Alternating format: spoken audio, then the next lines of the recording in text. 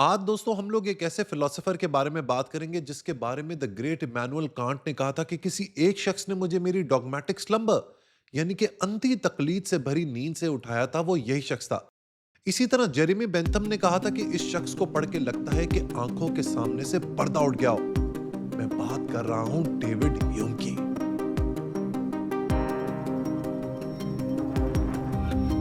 David Hume philosophy की दुनिया का एक बहुत बड़ा नाम है। अपने दौर में वो एक हिस्टोरियन और एसेइस्ट के तौर पे भी काफी फेमस था। हर किस्म की राइटिंग में एक्सपर्ट स्टाइलिस्ट था। ह्यूम की फेम की सबसे बड़ी रीजन उसकी बोल्ड स्केप्टिकल अप्रोच थी। एपिस्टेमोलॉजी में उसने पर्सनल आइडेंटिटी के आइडिया को चैलेंज किया। कॉजेलिटी यानी कॉज एंड इफेक्ट की थ्योरी को भी रिजेक्ट किया। रिलीजियस फिलॉसफी पे उसने बेशुमार काम किया।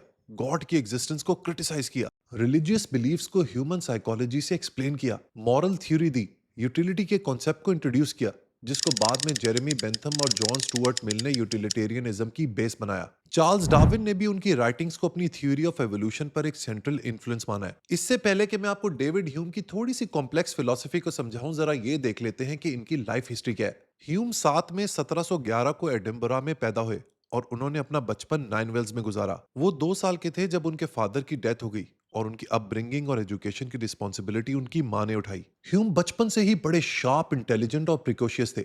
यही वजह है कि सिर्फ 11 साल की उम्र में उनकी मां ने अपने भाई के साथ उसे एडिनबरा यूनिवर्सिटी भेज दिया। वहां ह्यूम ने Latin, Greek, history, literature, philosophy, mathematics और नेचुरल साइंस को स्टडी किया। देखें, कुछ लोग होते हैं ना जो बड़ी ही जल्दी जान लेते हैं कि उन्हें जिंदगी में क्या करना है। ह्यूम को यह बात सिर्फ 15 साल में ही पता लग गई थी। उसे बहुत छोटी उम्र में पता लग गया था कि फिलॉसफी के अलावा उसका कोई इंटरेस्ट नहीं है। Philosophy is his real calling. यही वजह है कि सिर्फ 15 साल की उम्र में उसने यूनिवर्सिटी से ड्रॉप आउट किया और प्राइवेट स्टडी शुरू की। इतनी कम उम्र में इतना कुछ जानने के उसकी जिंदगी के ऊपर 3 असरात हुए।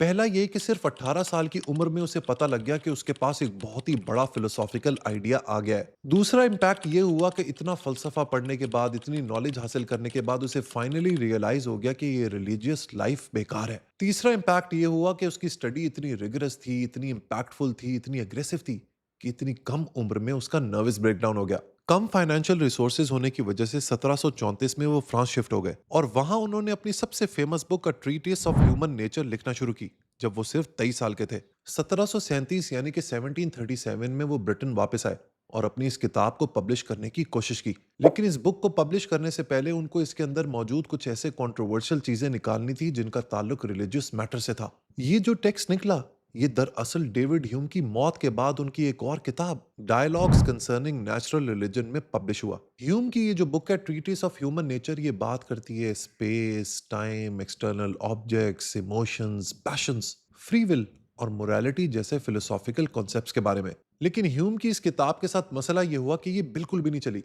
इसके बारे में वो अपनी ऑटोबायोग्राफी माय ओन लाइफ में लिखता है कि it fail dead born from the press. इस बात का मतलब यह है कि इस किताब को बिल्कुल इग्नोर कर दिया गया और किसी ने इसका नोटिस नहीं लिया। इसके बाद 1741 और 42 में उसने मॉरल एंड पॉलिटिकल एसेस के 2 वॉल्यूम्स पब्लिश किए जो काफी सक्सेसफुल रहे। एसेस की सक्सेस ने उसे बड़ी जबरदस्त लर्निंग दी।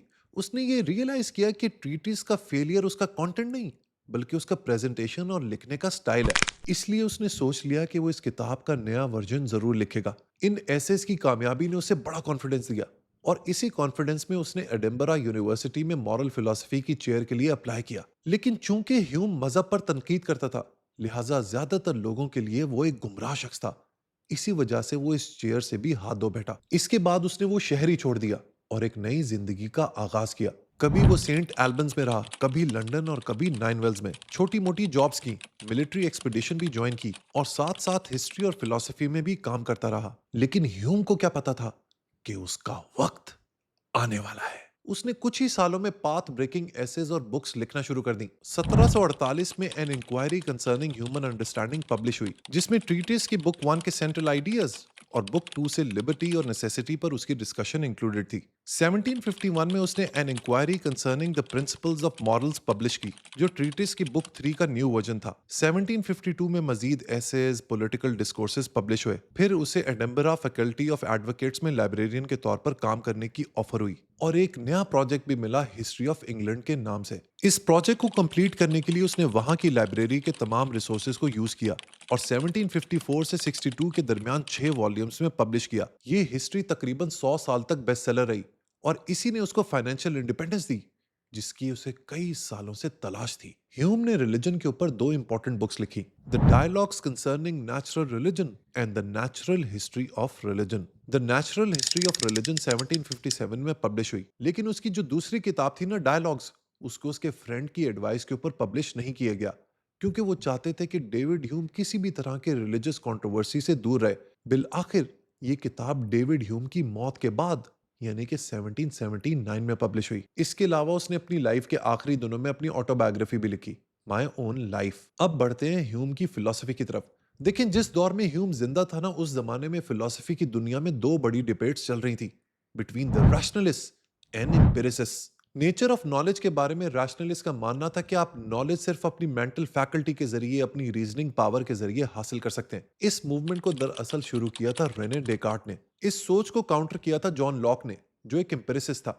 एम्पिरिसिस्ट का दोस्तों ये मानना होता है कि नॉलेज आप लोग हासिल कर सकते हैं सिर्फ अपने एक्सपीरियंस से, अपनी सेंस परसेप्शन से। जॉन लॉक के बाद एम्पिरिसिज्म की सोच को आगे बढ़ाया जॉर्ज बर्कले ने, और फाइनली इस कड़ी में आया David Hume, who gave the biggest blow to rationalism. David Hume अपनी फिलॉसफी का आगाज एक सिंपल लेकिन बड़े ही कॉम्प्लेक्स क्वेश्चन से करता है। वो ये पूछता है कि एक आइडिया पैदा कैसे होता है। इस बात को समझाने के लिए वो हमारे ब्रेन को दो हिस्सों में डिवाइड करता है। पहला है इंप्रेशंस और दूसरा आइडियाज। इंप्रेशंस हमारे डायरेक्ट एक्सपीरियंस या फीलिंग्स को कहते हैं। जैसे अगर आप ये मेरी वीडियो यूट्यूब के ऊपर, मोबाइल के ऊपर देख रहे हैं, तो इस वक्त मैंने काली शर्ट पहनी हुई है, मेरे सामने ये माइक है और मैं बात कर रहा हूं, मेरे हैंड्स की मूवमेंट हो रही है, ये आप डायरेक्टली एक्सपीरियंस कर रहे हैं, लिहाजा ये इंप्रेशंस है। अगर आज से 2 दिन के बाद आपको याद आए कि बुक बडी की एक वीडियो थी जिसमें उसने एक काली रंग की शर्ट पहनी हुई थी, उसके सामने एक माइक था, तो ये जो सोच आपके जहन में आ रही है ना, ये धुंधली सी सोच दरअसल उन इंप्रेशन से बनने वाले आइडियाज हैं। ह्यूम का कहना है कि हर आइडिया असल में किसी ना किसी इंप्रेशन से आता है, यानी हम जो भी सोचते हैं उसका सोर्स पहले कोई रियल एक्सपीरियंस होता है, चाहे वो एक्सटर्नल वर्ल्ड से हो या इंटरनल फीलिंग से। इसका मतलब यह है कि अगर कोई आइडिया एग्जिस्ट करता है ना, तो उसका ताल्लुक किसी ना किसी फर्स्ट हैंड इंप्रेशन से जरूर होना चाहिए। इन आइडियाज को वो दो हिस्सों में डिवाइड करता है, पहले मेमोरी से आने वाले आइडियाज और दूसरे इमेजिनेशन से बनने वाले आइडियाज। मेमोरी एक ऐसी फैकल्टी है जो आइडियाज को वैसे ही रिकॉल करती है जैसे वो ओरिजिनली एक्सपीरियंस हुए थे, यानी मेमोरी कंपैरेटिवली एक्यूरेट होती है। जैसे मैंने आपको अपनी वीडियो की एग्जांपल दी कि आज से 2 दिन बाद, हफ्ते बाद या 10 दिन बाद अगर आपको इस वीडियो की याद आएगी, तो वो आएगी मेमोरी के जरिए, और ये आइडिया मेमोरी के जरिए ही जनरेट होगा। लेकिन इन सब के पीछे वो इंप्रेशन था, वो इंप्रेशन जो इस वक्त मैं आपके ऊपर इस वीडियो के जरिए डाल रहा हूं। इस मेमोरी के ऑपोजिट होती है इमेजिनेशन, जो ज्यादा क्रिएटिव फैकल्टी है। इमेजिनेशन कॉम्प्लेक्स आइडियाज को कंसोलिडेट करके कभी कभी आइडियाज को तोड़ जोड़कर नए आइडियाज बनाती है। मसलन आज मैं ये इमेजिन करूं कि जैसे ही मैं घर से बाहर निकलूं, कराची की सड़कें गोल्डन रंग की हो जाएं, सोने की बन जाएं, मेरे जो आसपास दरख्त हो वो भी सोने के बन जाएं, कराची में मौजूद जो सारी बिल्डिंग्स हैं वो भी गोल्डन हो जाएं। क्या ऐसा हो सकता है? ऐसा बिल्कुल नहीं हो सकता। This is just a figment of my imagination. लेकिन यहां पर एक बात आपने याद रखनी है, उसके बेसिक एलिमेंट्स आपको एक्सपीरियंस से ही आएंगे। जैसे इस एग्जांपल में कराची की सड़कें, दरख्त और बिल्डिंग्स, ये मैंने एक्सपीरियंस की हुई हैं, और इन्हीं की बेसिस पे मैंने ये कॉम्प्लेक्स इमेजिनेशन क्रिएट की है। ह्यूम के मुताबिक इमेजिनेशन रैंडम काम नहीं करती, बल्कि ये 3 प्रिंसिपल्स के अंडर काम करती है, जिन्हें वो कहता है प्रिंसिपल्स ऑफ एसोसिएशन। इसमें सबसे पहले है रिजेम्बलेंस या सिमिलैरिटी, यानी कि if ideas are similar they will connect. दूसरा है contiguity in place and time. इसकी मिसाल आप यूं समझ लें कि अगर आप किसी बड़ी बिल्डिंग के किसी एक अपार्टमेंट को देख लें, तो बाकी सारे अपार्टमेंट्स के स्ट्रक्चर को इमेजिन कर सकेंगे, because they are close in time and space. और तीसरा है principle of cause and effect. ये इन तीनों में सबसे इंपॉर्टेंट है, और यही वो आइडिया है जिसको डेविड ह्यूम ने रिजेक्ट कर दिया था। अब आपने मेरी बात जरा ध्यान से सुनिए, क्योंकि ये कॉन्सेप्ट थोड़ा सा कॉम्प्लेक्स है। ह्यूम कहता है कि आइडियाज आपस में जितने ज्यादा एसोसिएटेड होंगे ना, यानी कि जितने ज्यादा कनेक्टेड होंगे, एक के बाद दूसरा नजर आता होगा, उतना ही हमारा जहन एक हैबिट बना लेता है that one follows the other. जैसे आसमान पे जैसे ही बिजली कड़कती है, हम लोग तैयार हो जाते हैं कि अब बादल गरजेगा, और हमारा जहन ये समझ लेता है कि दरअसल ये बिजली ही बादल के कड़कने की वजह है। ह्यूम इस तरह के कॉज एंड इफेक्ट को रिजेक्ट करता है। वो कहता है कि ये हमारे ब्रेन की हैबिट है, ये उसकी आदत है, that it flows from the idea of cause to the idea of effect. अब इस बात को मजीद समझाने के लिए मैं आपको एक एग्जांपल देता हूं। एक स्टेटमेंट है, I see the sun rise every morning. मैं हर सुबह सूरज को तुलू होते हुए देखता हूं, सूरज को उठते हुए देखता हूं। अब इस स्टेटमेंट या इस सोच का नतीजा ये होता है कि I get into habit of expecting the sun to rise every morning. अब मेरी ये एक्सपेक्टेशन हो जाती है कि सूरज हर सुबह तुलू होगा, हर सुबह निकलेगा। अब मैं इस एक्सपेक्टेशन को एक जजमेंट में चेंज करता हूं। अब मैं ये नहीं कहूंगा I see the sun rise every morning, अब मैं डेफिनेट होकर कहूंगा कि the sun rises every morning. सूरज हर सुबह तुलू होता ही है। लेकिन ह्यूम के मुताबिक दोस्तों, कहानी यहीं से शुरू होती है। इस स्टेटमेंट के अंदर दो फ्लॉज हैं। This judgement can not be a truth of logic because the sun not rising, however unlikely that seems to us, is conceivable. Hume के मुताबिक ये जो मैंने स्टेटमेंट दी है ना, the sun rises every morning, ये ट्रूथ ऑफ लॉजिक नहीं है। उसकी वजह यह है कि चाहे जितना ही ये अनकंसीवेबल हो कि अगले दिन सूरज नहीं निकलेगा, लेकिन इसकी भी पॉसिबिलिटी मौजूद है। मैंने तो क्लेम कर दिया कि भाई हर सुबह सूरज तुलू होता है, लेकिन इसकी भी पॉसिबिलिटी है कि शायद कल सुबह सूरज तुलू ना हो। दूसरी इस जजमेंट का मसला यह है कि this judgement can not be empirical because I can not observe future risings of the sun. अब मैंने ये क्लेम कर दिया है that sun rises every morning, तो क्या भाई मैंने फ्यूचर के सन भी देख लिए हैं? आज से एक हफ्ते बाद वाला, एक साल बाद वाला, 100 साल बाद वाला, क्या मैंने सूरज देखा कि वो तुलू होगा? इसी वजह से ये जजमेंट इंपेरिकल भी नहीं है because I have not experienced it my self. अब इसका मतलब ये हुआ कि जो मेरी जजमेंट स्टेटमेंट थी ना, the sun rises every morning, ना तो वो ट्रूथ ऑफ लॉजिक है और ना वो एम्पेरिकली प्रूफ हो सकती है। इसी वजह से रैशनली इस स्टेटमेंट के ऊपर बिलीव करना पॉसिबल नहीं है। लेकिन the twist is here. Hume कहता है कि इस आइडिया के पीछे कोई रैशनल ग्राउंड तो नहीं है, लेकिन हमारी जिंदगी के कस्टम्स ऐसे बन जाते हैं कि उसके मुताबिक दिस बिकम्स पॉसिबल। हम इंडक्टिव रीजनिंग का इस्तेमाल करते हुए सोचते हैं कि सूरज हर सुबह तुलू होता है, इट राइजेस एवरी मॉर्निंग, तो वो कल भी होगा, परसों भी होगा, 10 साल बाद भी होगा, 1000 साल बाद भी होगा। ये दरअसल हमारे मुआशरे की कंडीशनिंग है, हमारे कस्टम्स हैं, जो हमें ये बताते हैं कि जैसी दुनिया पहले थी, कल भी दुनिया वैसे ही होगी। ह्यूम के मुताबिक हमारा माइंड सिर्फ दो तरह की एक्टिविटीज परफॉर्म करता है। एक है आइडियाज को कंपेयर करना और दूसरा मैटर्स ऑफ फैक्ट को समझना। वो कहता है कि आइडियाज के दरमियान जो रिलेशनशिप है ना, वो आप सिर्फ दो तरीके से समझ सकते हैं। एक है इंट्यूशन के जरिए और दूसरा डेमोन्स्ट्रेशन के जरिए। मसलन जब आपके सामने 1+1=2 आता है, तो आप ये इंट्यूशन के जरिए गुमान कर लेते हैं कि ये सही है, और अगर ये मैथमेटिकली प्रूव हो जाए तो फिर ये डेमोन्स्ट्रेट हो जाती है। दूसरी तरफ होते हैं मैटर्स ऑफ फैक्ट। ये वो चीजें हैं जो दुनिया में एग्जिस्ट करती हैं या जिनको आप एक्सपीरियंस कर सकते हैं। For example, sun will rise tomorrow, ये एक फैक्ट है और इसको ऑब्जर्व भी किया जा सकता है। ह्यूम के लिए इस दुनिया की हर स्टेटमेंट, इस दुनिया की हर चीज दो कंडीशंस को फुलफिल करनी चाहिए। या तो वो लॉजिकली ट्रू हो या फिर एम्पिरिकली वेरीफाइबल हो। अगर इन दोनों में से कोई भी चीज नहीं है तो वो बात मीनिंगलेस है।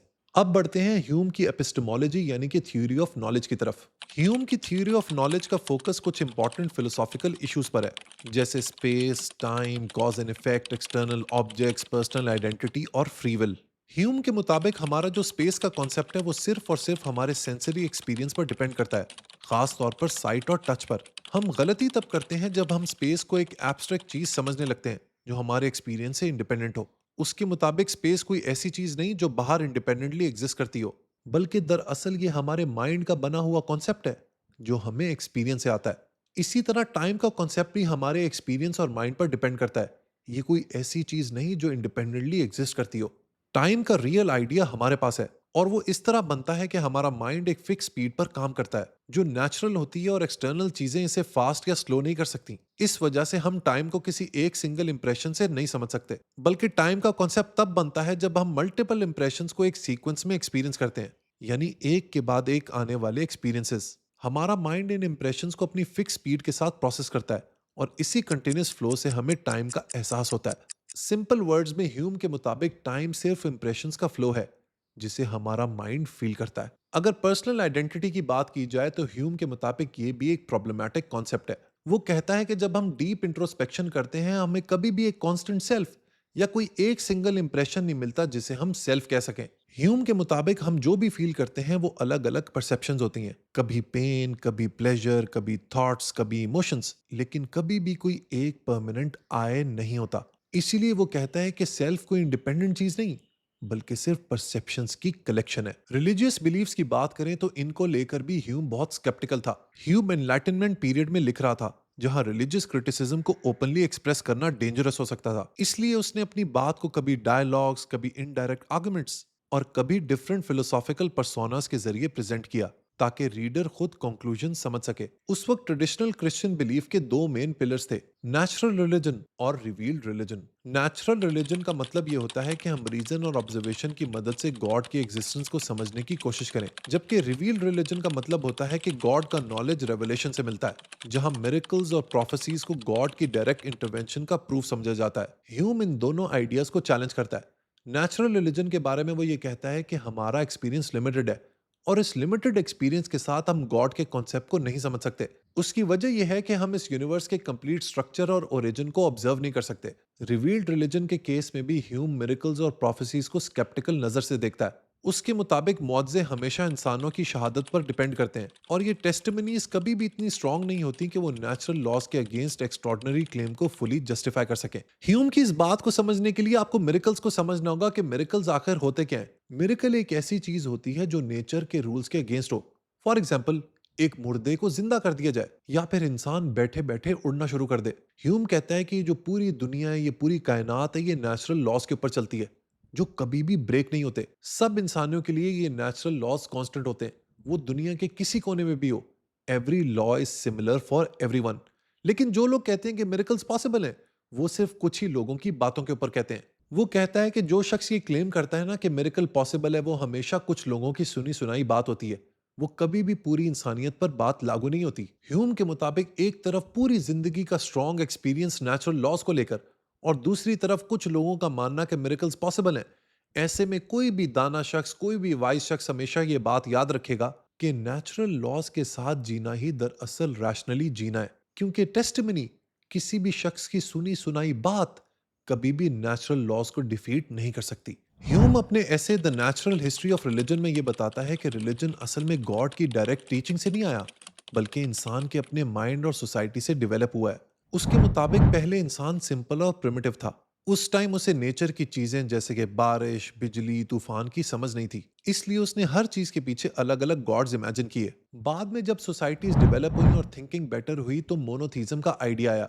ह्यूम के मुताबिक ना तो पोलीथीज्म और ना मोनोथीज्म रैशनल है, दोनों में कॉन्ट्रडिक्शंस हैं और इरैशनल बिलीफ्स हैं। वो ये भी कहता है कि मजहब का सोर्स लॉजिक या प्रूफ नहीं, बल्कि इंसान के इमोशंस होते हैं, जैसे कि डर, खौफ, अनसर्टेनिटी और किसी पावरफुल चीज से इंप्रेस होना। जब इंसान जिंदगी में कंट्रोल लूज करता है तो वो एक अनसीन पावर यानी खुदा का आइडिया अपने जहन में बना लेता है। इसीलिए वो ये कहता है कि मजहब को हमें ट्रूथ नहीं मानना चाहिए, बल्कि ये सिर्फ है क्रिएशन इंसान के जहन की और सोसाइटी की। इसके अलावा दोस्तों, डेविड ह्यूम ने moral theory, aesthetic theory, economic और पॉलिटिकल थ्योरीज के ऊपर भी काम किया, लेकिन इसके बारे में गपशप फिर कभी करेंगे। फिलॉसफी की दुनिया में ह्यूम का नाम आज भी जिंदा है और हमेशा रहेगा। उसकी वजह यह है कि जो लोग अपने जहन की फैकल्टी का इस्तेमाल करके इस दुनिया को विजडम देते हैं, उनका नाम तारीख के पन्नों में हमेशा जिंदा रहता है। वीडियो पसंद आई हो तो लाइक बटन जरूर प्रेस कीजिएगा। Until next time, goodbye.